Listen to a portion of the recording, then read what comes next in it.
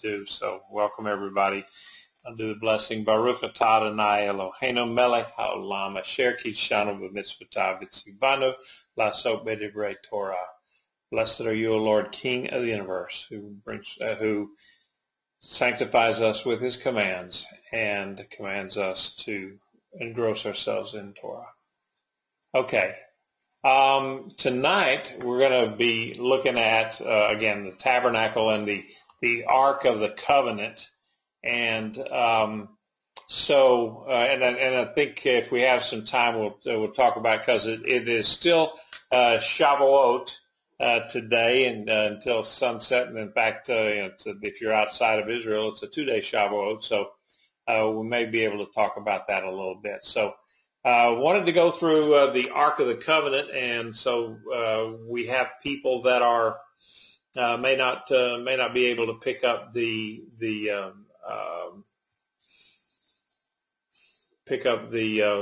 PowerPoint here, so I'm going to go ahead and read the scripture for that. Exodus 25:10 through 22, and it says, "Now there to make an ark of acacia wood, 2.5 cubits in length, 1.5 cubits wide, and 1.5 cubits high.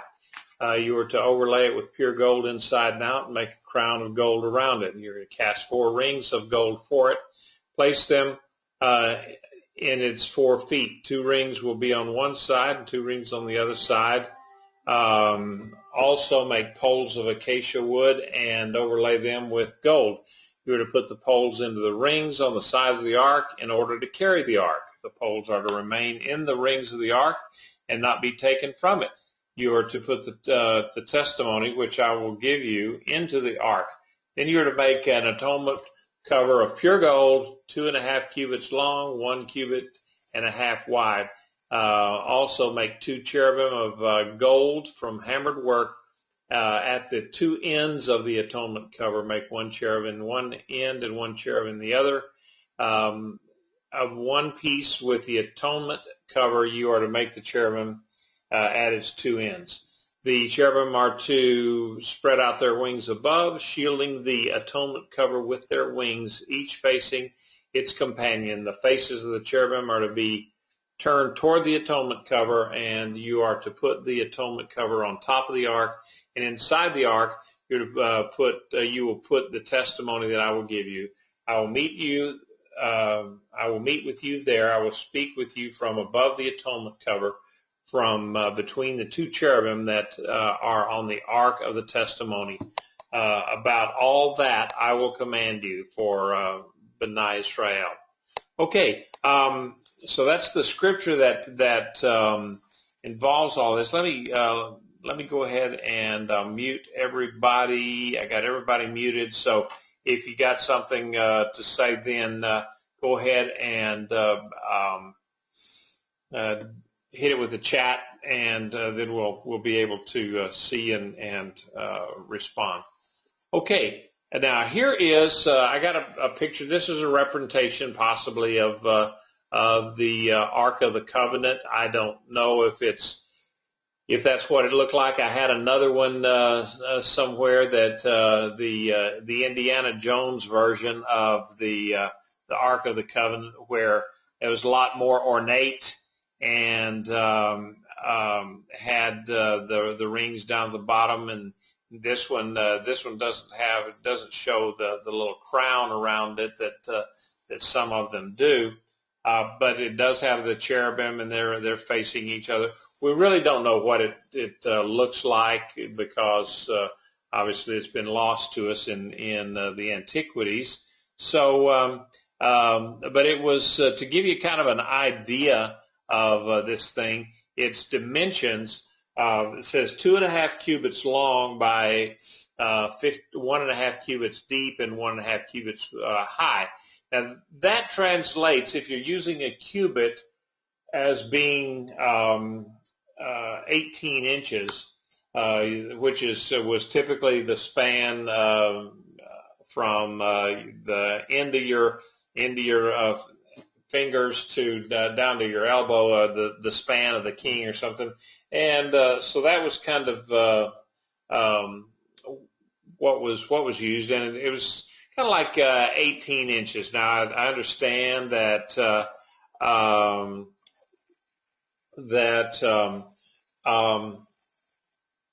in some places, like in Egypt, their cubit was about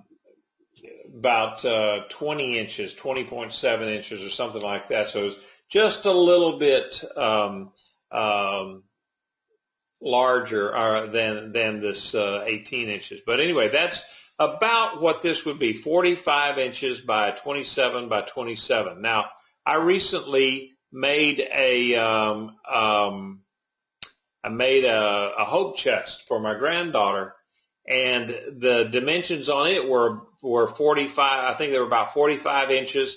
Now, but they were 24 inches deep, and I think 18 to 21 inches was high. So I had a pretty good idea of the size of what the Ark of the Covenant would have been. It was not a large thing. It's basically the size of maybe a hope chest, a blanket chest that you may see in some furnishings, like the Amish were good at making these blanket chests that would go at the end of your bed and so forth. But it was basically I would say smaller, just to get an idea, smaller than a standard bathtub.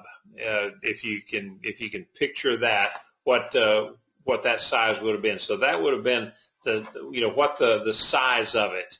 And it certainly wasn't a very big thing. Now, it was made of the shittim or acacia wood.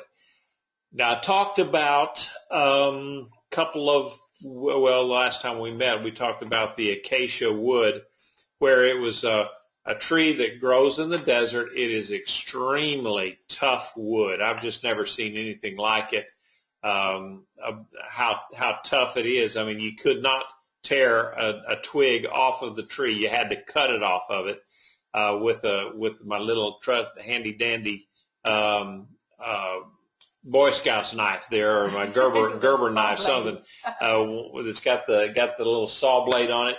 But we had we cut a branch, it wasn't even a branch. It was like a twig or something off of the tree, and it's got big thorns on it. They're not large trees, and not in today's world. So we don't know.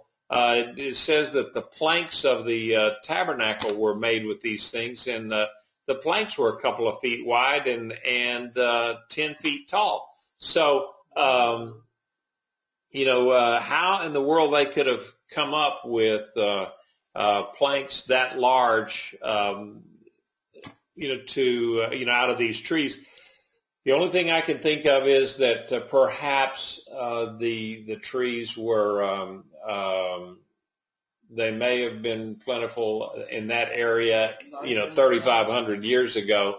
But then over time and weather patterns change and so forth, that it would have been eradicated or down there. The only thing that's left that we recognize is the little acacia trees. Now, they're not very large.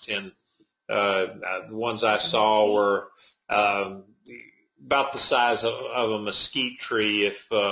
If those of you here in Texas, a mesquite, or maybe even a little bit bigger if you go to a Wasatch or something like that. But they weren't large trees, and the tree trunks themselves were only 12 to 18 inches wide. So to be able to get a big 2-foot plank out of one of these trees would just be impossible with today's stuff. So today's trees. So anyway, made out of this wood, very, very hard, almost indestructible. It's kind of like a cedar or a cypress or something. It just doesn't rot. It's very, very tough wood. Now, it would have been very hard for the woodworker to even plane it down and all that without the power tools and all we have. Yeah, today. well, they'd have to. They would have worked on it. In fact, it took them a year to build the ark. Right. So anyway, that's kind of what it was made out of, and I will include in the notes tonight a reference, or maybe I'll just send you the article itself on the estimated weight of the ark. Now,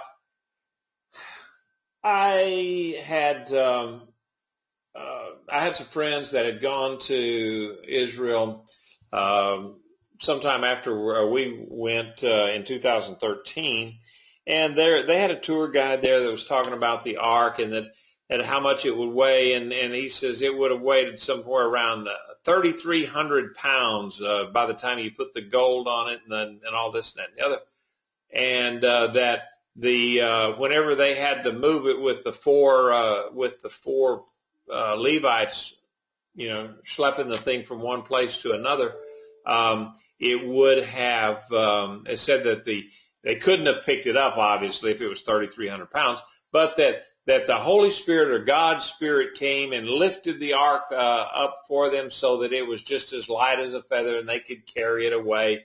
And of course, that's that may be something from in somebody's midrash or something, who knows? But that's not in the Bible whatsoever. But this guy, he calculated the weight of the deal to be about 183 pounds, and the article will tell you exactly how he figured this up, but he's calculating it with the weight of being overlaid with gold, with the gold, with the thickness of the gold. I think it was at 1/64 of an inch, all the way in and out, that he made it. And he calculated all of that based on the idea of the total amount of gold that was used in the tabernacle. We know that the total amount of gold used in the tabernacle was about 2,200 pounds. So out of all of that, you'd have to figure out how all of the planks that the tabernacle was built with, they were all overlaid with gold. The menorah was made out of 90 pounds of gold. The censer, the incense censer, was gold. The showbread table was gold, and so those, and a lot of the instruments that they used in the service in the temple were also gold. So when you calculate all of those things out, and a lot of it is got to be just speculation on their parts, that he came up with 183 pounds, which if you had 4 priests carrying this thing, that would be manageable in that it would be, I think it comes out to be about 43 pounds apiece that they would carry on their shoulders. Now, and 43 pounds is manageable. It'd be kind of heavy if you were carrying it all day long, but it is manageable. One of the other scholars had come up with, instead of 183 pounds, he had said, no, it was 288 pounds, because instead of 1/64 of an inch gold, it was 1/32 of an inch. And, again, how do they know? It was just basically they're reverse engineering back to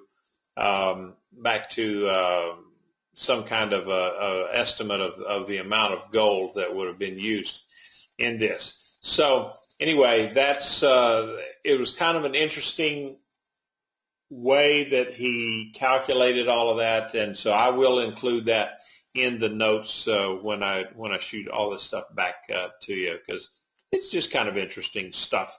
And the thought just came to me that Doug had asked me last time we met, how many times was the tabernacle taken down and moved?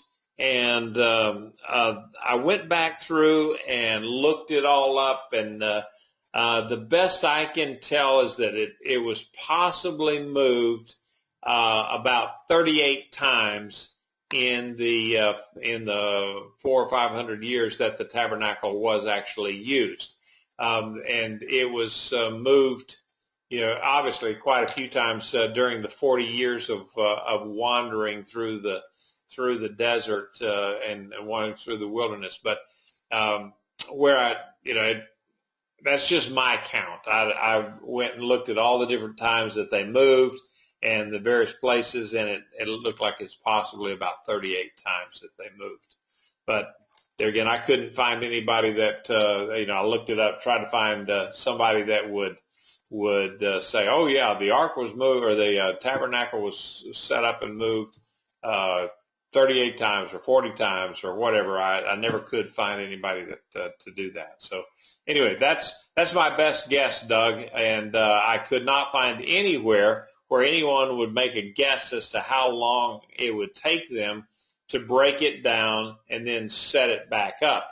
But I do know that there were divisions of work within the Levitical community, so that certain tribes were that was what they did. Their whole tribe or their whole family was they were responsible for the one set of Levites would be responsible for all the for the west wall or the east wall or whatever with all the planks. One would be responsible for the skins and coverings of the tabernacle. So they had a division of labor, as it were, for each one of the tribes and their families. And so it was a deal of, as the generations went on, these guys, they knew exactly what they had to do. And so it was probably fairly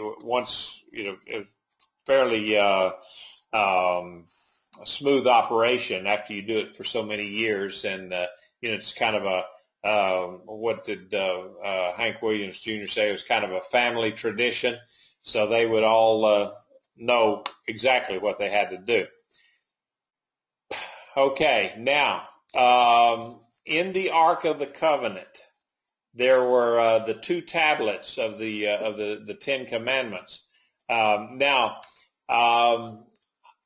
I've read that we typically when we see the Ten Commandments, the Charlton Heston version of the Ten Commandments, he's got these two pieces of stone, and he's holding them up there, and they've got the words written on them. But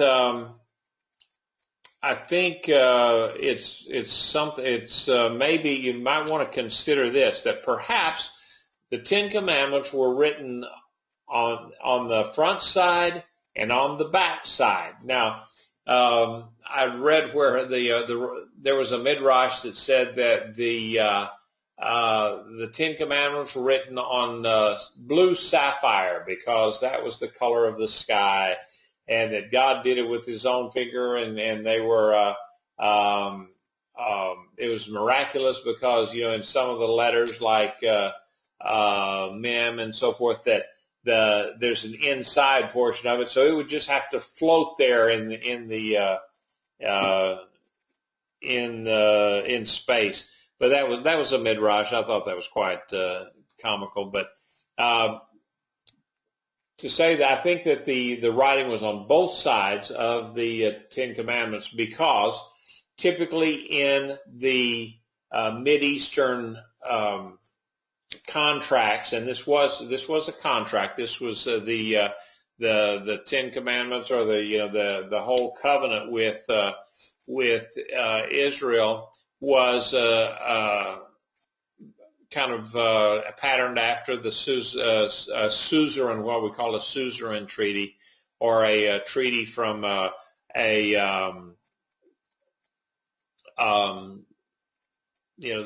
from a king to his people. And our idea of the tablets, the mosaic, the Charlton Heston big old tablets. Can you imagine? I mean, if those things were only, I don't know, say they were a piece of slate only a half-inch thick, but they were as big as what you see. He couldn't have carried them down the mountain. It would have been too heavy. And yes, typically the tablets that we find in the Middle East were not large.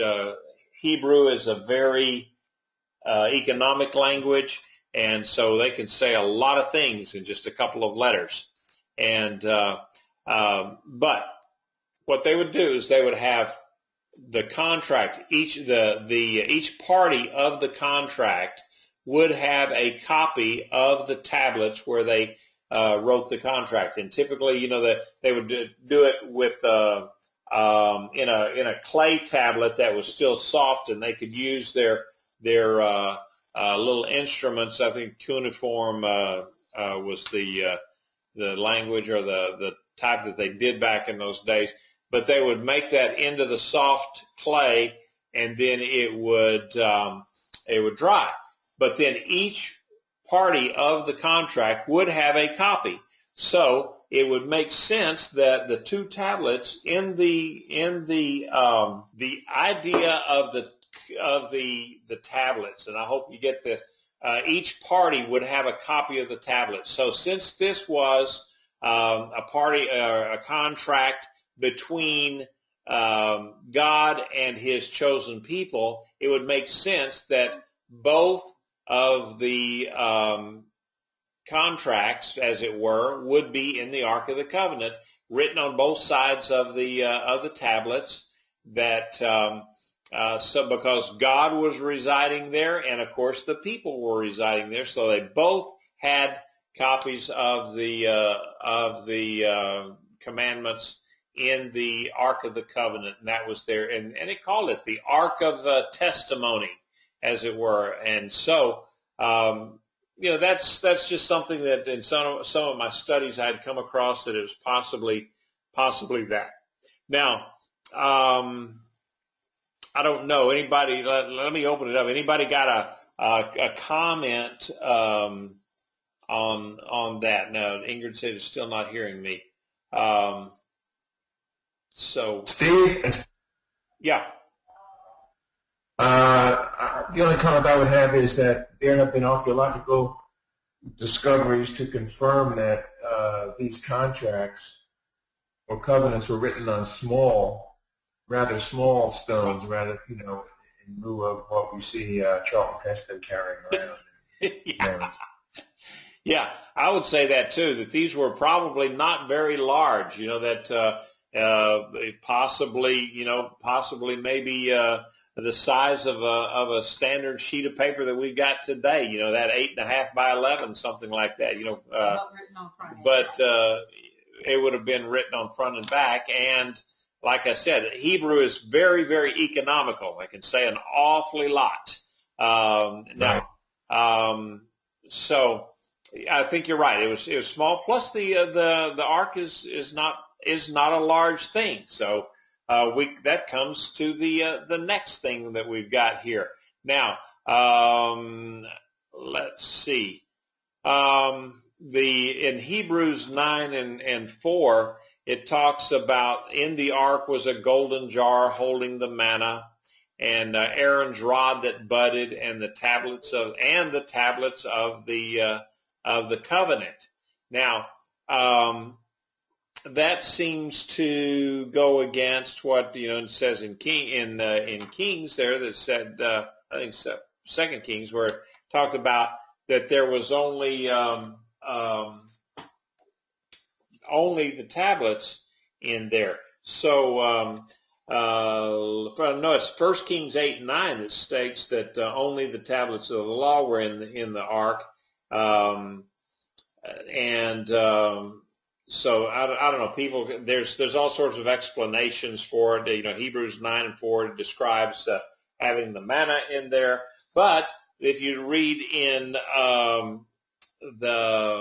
Exodus 16, 33 and 34, Moses told Aaron to take a jar and put a full omer. An omer was a day's worth of manna inside it, and put it in a golden bowl or a jar, and put it inside the ark, and it said, "Store it up before Adonai to be kept throughout your generations." And so he did that. Then the rod that Aaron had that budded, and I don't know if you remember the story where the tribes went to Moses and Aaron and said, who said Aaron could be in charge? Why is Aaron any better than the rest of us to be a high priest, and why can't somebody from Judah be a high priest, or what? Well, what about why are the Levites the only ones? So the story goes that Moses had taken a little tree trunk, and he had chopped it into 12 slices, so that each tribe had a piece of wood, and then again, that did they have a staff from each one of their leaders or whatever? I don't know where the wood came from. But anyway, they all put them out there in front of the tent of meeting, and they said the one who is going to be the high priest, his staff would bloom. And so, of course, we know the story that it was Aaron's staff that bloomed, and it not only bloomed, it produced fruit. So an almond fruit. So that was certainly a miraculous thing. Now, we don't know what size it was. What would his staff be? Would it be, like that you see something that's 6 foot long with a crook on the end of it, and if that be the case, it wouldn't fit in there. But we do know that what it says, that put the staff in front of the testimony. So possibly that staff was laid down on the ground in front of the Ark of the Covenant, along with the bowl of manna. We don't know.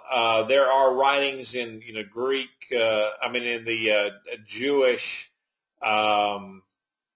Jewish writings that said, well, what happens is that as they were putting, of course, we know that the staff that Aaron had, Moses had, that it would turn into snakes. It could do various things.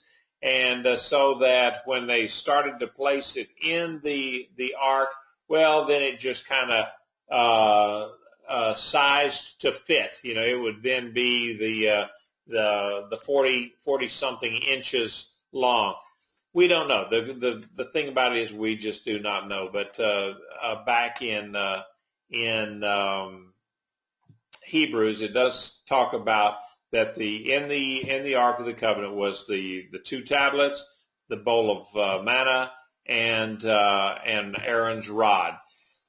So we just have to take it at face value that they put it in there, and then later on the staff and the manna was put in after the 2 tablets were put in. So it's one of those things that it's a mystery, and I don't know what it is, to tell you the truth. Nobody knows. I tried to find all sorts of stuff, looking out if you go and start reading the various commentaries by the Jewish sages, it gets quite tedious in terms of trying to figure out, they would have all sorts of ideas as to how the staff got in there and what it would do if it was bent, or if it shrank up, or if part of it had gotten broken off, and then it would fit, and so forth. So we just know that at 5 feet or 5 or 6 feet, however long the thing was, it would not fit in a 45 inch box. So if it's in there, if it was in there, then it was just a miraculous thing, which is fine because we do know that the staff had been, it had turned into a snake, for goodness sake, and then it had budded and brought forth fruit. A dead stick had done all of that. So it's certainly possible. And all sorts of things that were just miraculous back in this story that just we can't even imagine. So anyway, going on. All right, now let's look at the ark. Now, I've got a couple of books that I've been reading, and they talk about the furnishings. They're relating the furnishings of the ark or the furnishings of the tabernacle. You know, the ark, the incense censer, the menorah, the showbread, the laver, and the altar. All of these things, they were portraying it as some type or representation of the Messiah, and every piece would have some type of messianic representation or messianic symbolism, as it were. So some of these, I look at them and I say, well, okay, that's you've twisted yourself into a pretzel to try to make that happen, but that's okay. It's people have these ideas, and you look at it and say, yeah, why not? So here goes. Here's some of these things that they're talking about the ark as a picture of the Messiah.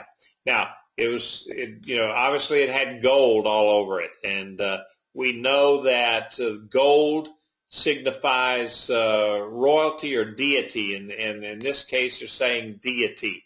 And we had talked about the acacia wood and how hard and durable it was, but it's still wood, and that symbolizes the humanity of the Messiah, and how that basically, he was organic, as it were. He was 100% man, and he was 100% God.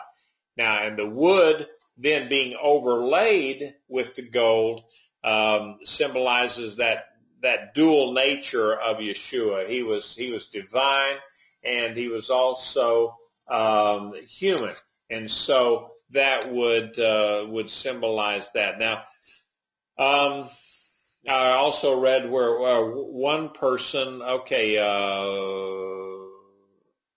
that one person had speculated that perhaps the gold on the outside signified God, the wood on the inside would represent Yeshua, the Messiah, his humanity, and then the gold on the gold on the inside. Then you have gold on the outside is God, wood is Yeshua, and then the gold on the inside would represent the Holy Spirit, so that the triune nature of God. But there again, that is speculation. There is really nothing in Scripture that points out the symbolism of the ark. There's nothing that I could find where God said, okay, I want you to build the ark like this because this symbolizes X, Y, Z, or whatever. So Chuck had a comment here about the things in the ark. Would you consider that the possibility that those items were placed in the ark to remind generations to come of the move of God in the midst of Israel, just as the stones were made a monument at Gilgal, so that when the children ask what mean these stories? Absolutely. I mean, I think that's one of the things that when they're talking about the manna, Moses told Aaron, put it in there for all generations, for the future generations. Now, and the same with the almond or the rod of Aaron, putting it in in the ark was certainly a reminder. But then it begs the question then, okay, well, it's a reminder to all the generations, and I agree that that's what it was. Then how would it be a reminder if no one ever gets to see it again? That's a mystery. I don't know the answer to that. I was just speculating on that, because only the high priest could go in and look at it, and he wouldn't take the mercy seat off of the top of the Ark of the Covenant to look in and says, oh yes, I remember the manna stuff, and oh yeah, I remember the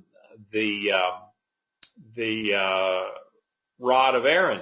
So yeah, I don't know. To me, it made more sense in Exodus 33, where it's talking about put a bowl of manna in front of her before the Ark of the Covenant, and put Aaron's rod before the Ark of the Covenant, so that they were there and they were visible to the people.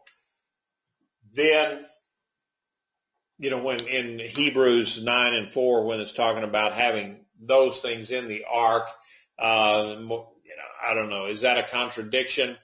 I really don't know. It would seem that it would be, but I do know that the Bible doesn't contradict itself, so I can't really figure out what it would be. But yeah, it definitely was a reminder to future generations. I don't know. I just don't know how they would remember it if they could never see it. Anyway, we'll go on with this. That said the ark being a picture of the Messiah, where the ark was built, it was made, and it was constructed actually, and you could say that Yeshua was constructed. He was in the womb. He came to earth the old-fashioned way of he grew in the womb of a woman, it said, and so he was constructed, as it were, and then he dwelt among men, and the ark, of course, was constructed, and then it was set in the midst, right smack in the middle of the camp of Israel, and so it was there. It dwelt among people. And then the ark, of course, represents the throne of God, where he said, "I will come down. My presence will be there in the above the cherubim, and I will speak to you from between the wings of the cherubim." And so that's where that's where God was dwelling there. But at the same time, it is a throne of God. We're reminded then that Yeshua is now seated at the right hand of the Father at the throne of God. So there's some back and forth symbolism here with the ark, I would say. So let's look at the other thing. The ark traveled before the Israelites, meaning that it would go when they would take off and start marching. Then the ark would go before the Israelites, such as when they crossed the Jordan River, going into the Promised Land. They said the four priests would have they had the ark on their shoulders, and when they put their foot in the Jordan, then they stepped across in dry ground. And again, my wonderment at dry ground underneath the river, because I was telling someone today that it has not rained at our house for about 10 days, and so I thought, well, that would be enough. I'm going to run to the back of my property on my tractor, scoop up a little dirt from a little hill that we have back there where we dug out our pond, and run it back up to my garden and fill in some gopher holes that I keep stepping into. And one of these days I'm going to hurt myself if I'm not real careful. And so I got partly the way out there. Hadn't rained in 10 days. And, well, let's just say that my tractor is still there and I'm here. All right. having a four-wheel drive tractor means that you can get further out into the muck before you get stuck. That's what that means. So just take that from me.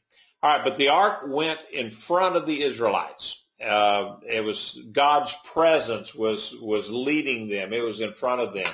And then they also had it when they marched around Jericho. You know the story. They marched around Jericho once a day for 6 days, and then on the seventh day they marched around it 7 times. On that seventh time, the people blew their shofars and shouted, and then the walls came tumbling down. And so, but the ark went ahead of them in these instances.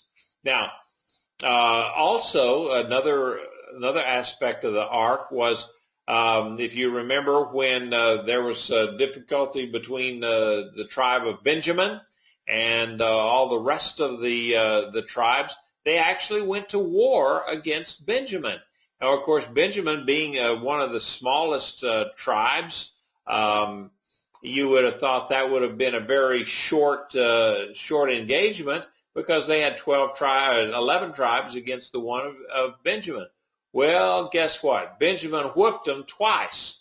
And so they're coming up against it. They're trying to figure out, okay, what do we do? So Phinehas was the high priest at the time, and he went before the ark and asked the Lord before the ark about, okay, what do we do now? Do we continue this battle? Do we go back out and fight Benjamin again and try to, resolve this situation? The Lord said, yes, go out and fight them again. They will be defeated this time. So that was the one time that is recorded where the ark was used kind of as a counsel, similar to how the high priest or the priest would seek God's counsel through the Urim and Thummim, the two stones that they had. So anyway, I thought that was kind of interesting too about the ark. So and now, what happened to the ark? There's other than the aspect of it that it's now in some warehouse in the United States.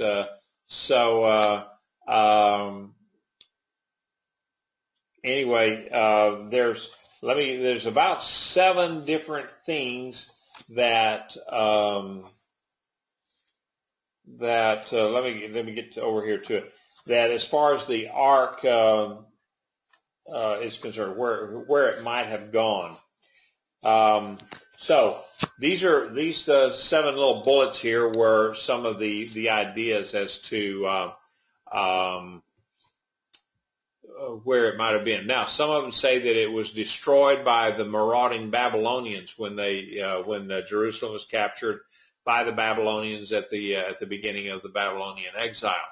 However, the ark was not listed as some of the things that were taken, and they had a pretty good inventory of the things that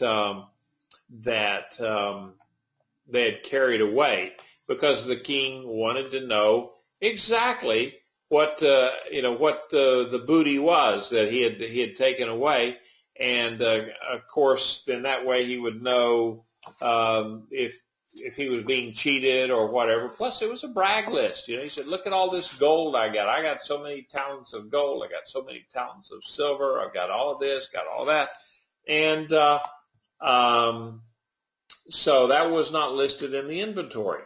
Now, there's another theory that said that it was buried under the Temple Mount during the siege of Jerusalem, when the Babylonians were encamped around Jerusalem, and they laid siege to the city. Well, they knew it was going to fall eventually, so they took the ark and they hid it somewhere, buried it underneath the Temple Mount. And who knows where that would be? I have heard just recently stories of where they said, yeah, and since Israel has come back into the land and has become a country that some of the Levites or the rabbis have actually seen it. They sealed it back up for the appropriate time, and that the people within the Temple Institute know where it's at. Who knows? I don't know. Another theory was that Jeremiah buried it in a cave around there someplace. There's lots of caves around Jerusalem, but and that was written in the second book of the Maccabees, 2:4-5. But again, if he did that, it's lost to us, and we don't know where it's at. Now, there's another theory that, well, God himself transported it to heaven where it now resides. And there are, if you look at that one, okay, the support for this view is claimed from, it's in Revelation 11:19, if you wanted to look that up. But we don't know whether that's the actual ark known to Israel or it was a heavenly version of the ark in this celestial temple. Now, there's another, the fifth one here is put forth by Dr. Benjamin Mazar, who he was in charge of all the excavations in Jerusalem at one time, and he just doesn't believe that the ark exists. He says that, well, it wasn't destroyed as such; it was just kind of rotted away because, heck, it's long since the wood would have rotted away or disintegrated or whatever. But the fact that the wood was encased in gold, and this is a very dry area anyway, and so forth. Maybe it wasn't, and he concedes that if he or his associates were ever to find the ark, that it would obviously, it would. Can you imagine the effect that would have on the nation of Israel and around the world? The people all the way around the world. What would happen if they actually found the Ark of the Covenant? So now, if you look at Jeremiah 3:16, he says that the ark would not be necessary to the future of Israel. It's just not going to play a part. And Ezekiel, in his description of the temple that God had given him, the ark is not even mentioned at all, and that it would not be necessary because Yeshua himself will be ruling and reigning from the temple in Jerusalem during the millennium. So that, to me, that makes sense too. But those are the ideas of where the ark may have been and what may have happened to it. We just don't know. There's even another theory that I've looked at that said, well, the ark was transported to Ethiopia and it's being held in some place down there in Ethiopia. And I saw a picture of what they said was the ark, and it looked like a big bowl, and it didn't look like a box at all. So, that doesn't, to me, that doesn't hold a lot of water, even if it is a bowl. So, anyway, those were the things that we came up that I've looked at and seen that what might have happened to the ark. I was even reading day before yesterday about this dude from I don't know why it is that all these people that go and find these fabulous things seem to be from deep East Texas. But anyway, he went over there and he found it. He saw it. It was up underneath he found it in a cave underneath Golgotha, and that he looked on the mercy seat and there was blood on the mercy seat, and he took samples of it, and that it was still viable, and they were able to take the DNA from it, and it had only half of the human DNA that we would have today, because of course God made the other DNA. But it was crazy. Of course, he didn't take any pictures of it, and we don't know where the blood sample, where he got that taken. It was just all. It was where's the scientific? Ron Wyatt. Yeah, that's the guy. I was looking at it and listening to his stories yesterday, so yeah, there was, and I don't know, I can't remember if he's the one also that said that. Yeah, he went into this big emotional thing that this thing was up underneath Golgotha, and when Yeshua died on the cross, that his blood seeped down through the ground and down and dripped onto the mercy seat.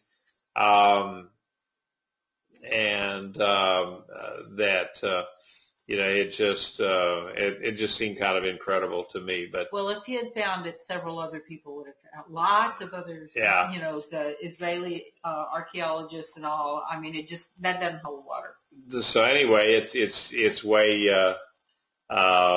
I don't know if any of you have ever gone to Golgotha and been over there and seen that. You'll notice this. It's also right up on top of the Golgotha, that area where Yeshua could possibly have been crucified. It's a Muslim cemetery now,